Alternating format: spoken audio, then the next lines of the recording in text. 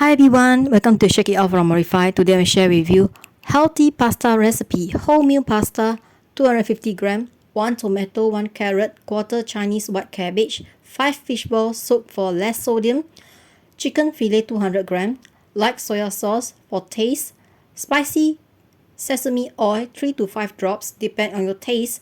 Optional, you can add pepper to taste. Soak for 45 minutes. Medium heat. Include boil of pasta for 15 minutes.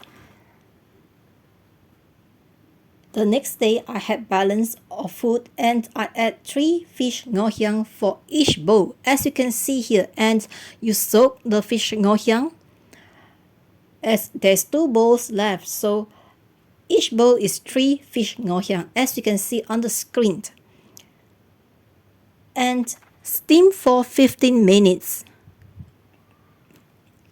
After that, you can see that the fish ngoh hiang is cooked and is ready to serve.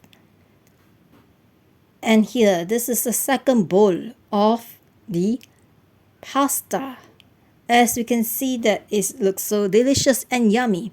You can eat without toppings, or you can add chili powder, pepper and parsley, or garlic and ginger.